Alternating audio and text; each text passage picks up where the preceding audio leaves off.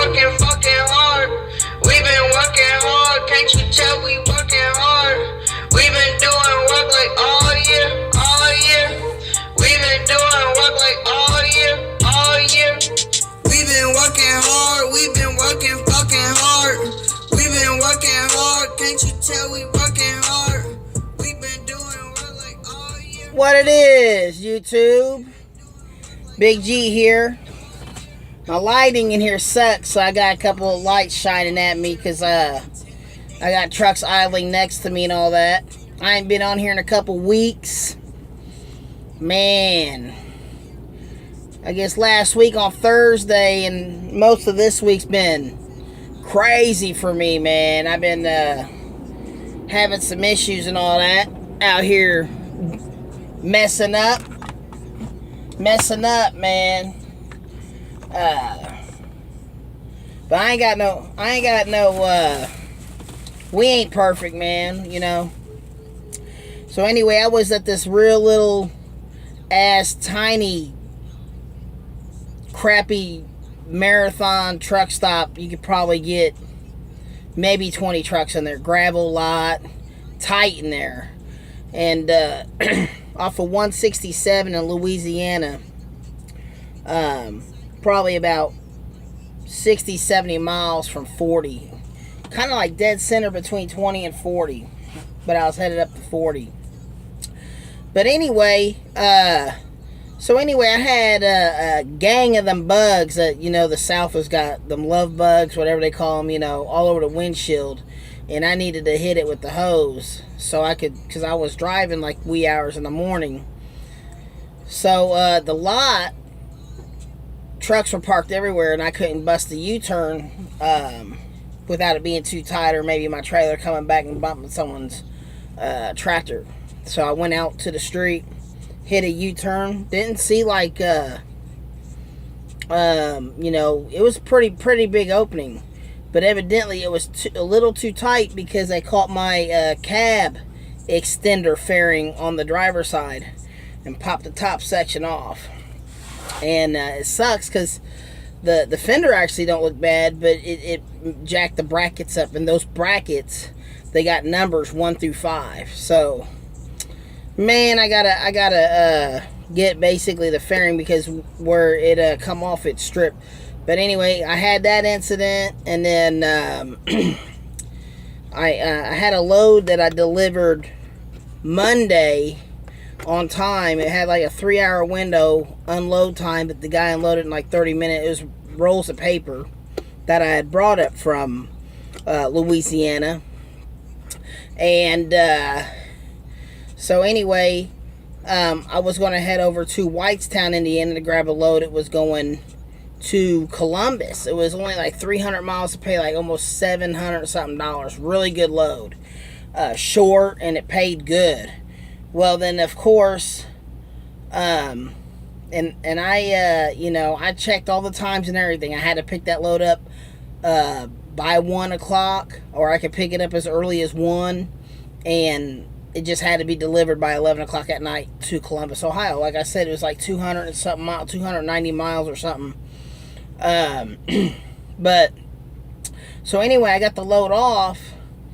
I was planning to head over there and grab that load and go up to Columbus. Well, the time on it said it couldn't get picked up until 7.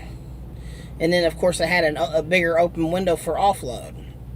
So I called my BOC, they're not really dispatchers, they're our business advisors, is what they call them at Schneider. So anyway, I called them and said, hey, man, you know, they've changed the time on this. I said, I'm not going to have no hours at 7 o'clock because I started like at 5 in the morning, or I would have been tapped out. So they were all mad at me. Oh, no, you looked at the computer-generated ETA. No, I did not, because I looked at the load. My wife looked at the load. It was changed. No big deal. It's trucking. I don't care who you work for, who you drive for. There's always stuff that happens mysteriously, you know what I mean? I'm not saying I'm perfect. I'm a truck driver, so you know that ain't true.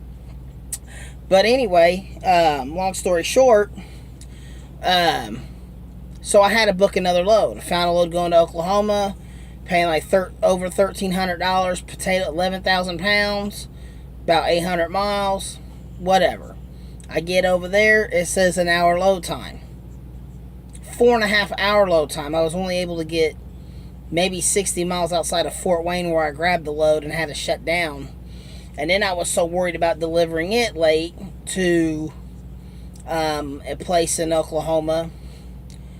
It's called Duncan.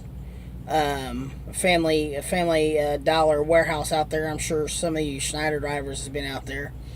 And then I'm so worried about being late, so I keep moving the ETA. So I called Schneider and I say, this ain't gonna happen either, because they took 4.5 hours of my drive time, over my work hours.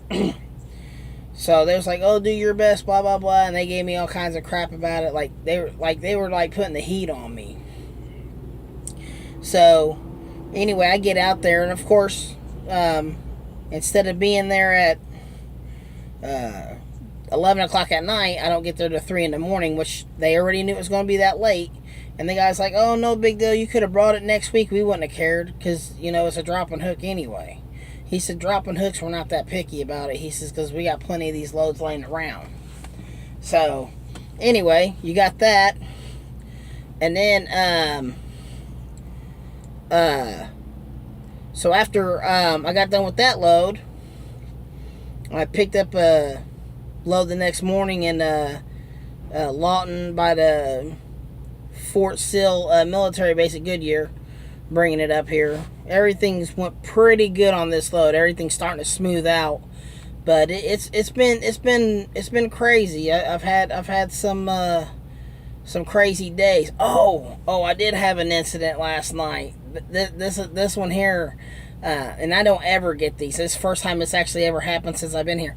I was on 44, 60 mile an hour construction zone in Tulsa.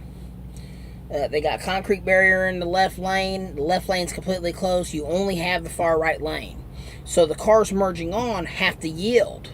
Of course, I get a car that decides he ain't going to yield. He's going to try to squeeze between me and another truck and then get on his brakes. So I had to get on mine. And I actually did have like 4 or 5 car links.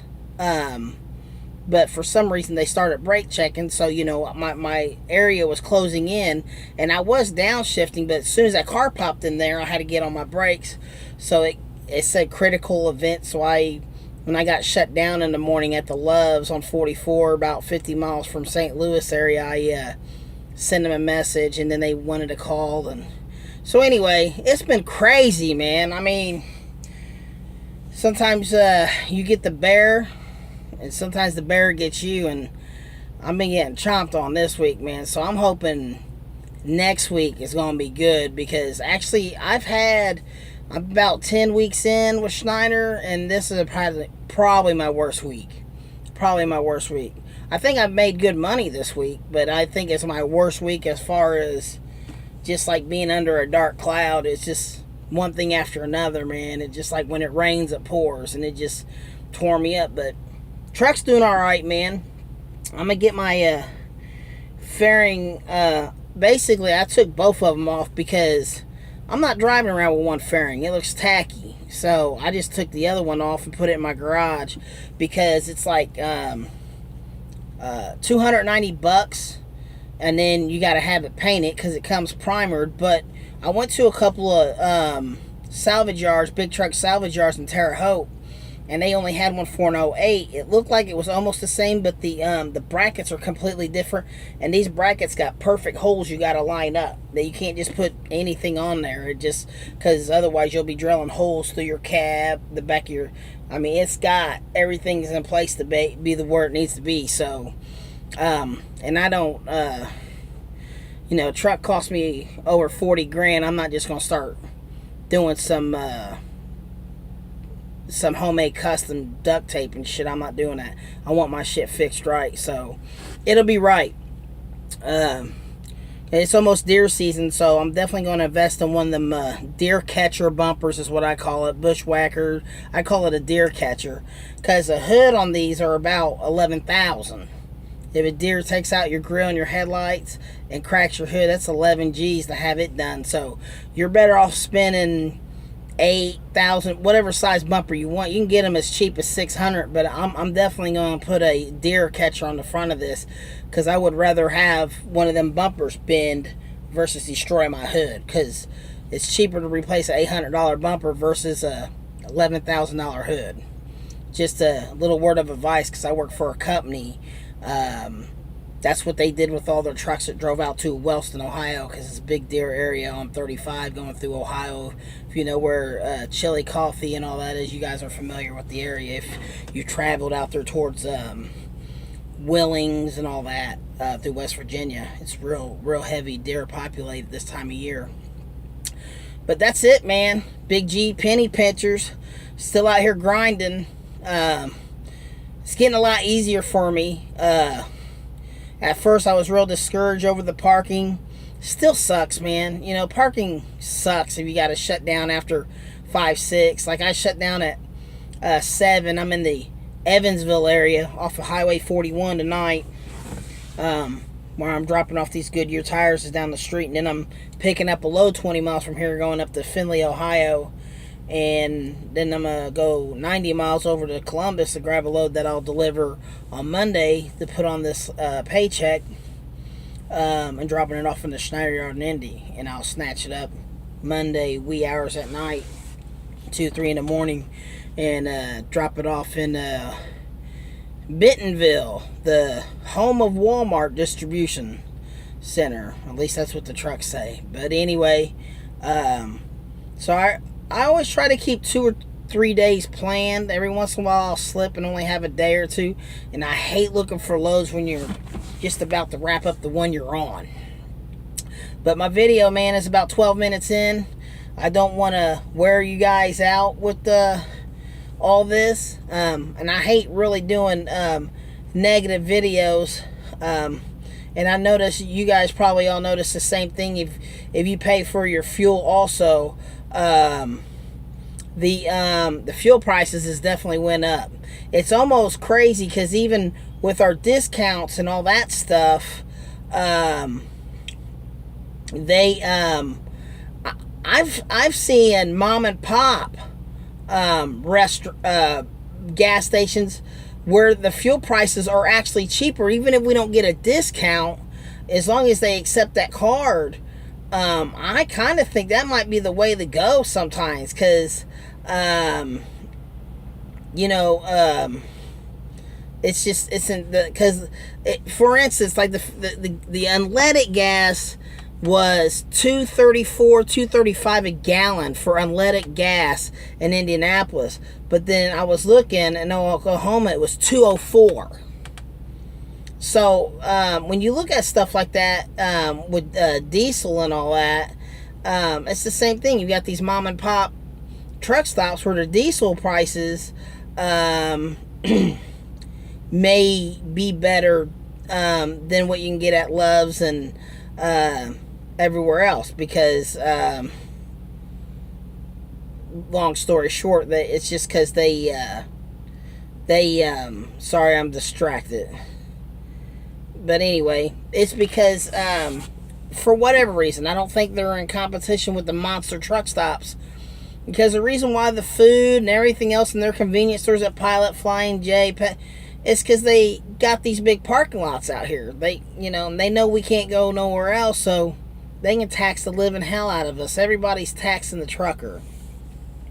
So, that's some bullshit, but, so the mom and pop places that got these little restaurants, if you ever notice, some of their prices aren't that, so even without the discount, you're getting a better deal. That's something you might want to keep in mind if you work for a company, your card's accepted everywhere and you're paying for your own fuel. Something to think about. It's Big G, man. I'm out of here. You guys all have a good one, and break with Cheetos. These I'm haters out. talking foul, and one hit the free throw. These rappers bowing down on one knee. Tim Tebow wrapping up attention in an oversized burrito. Piano playing swagger like Ray Charles. I can see though, yellow bone bitch. She want my dick, she got a deep throat. Come shot to her face, she wiped it off.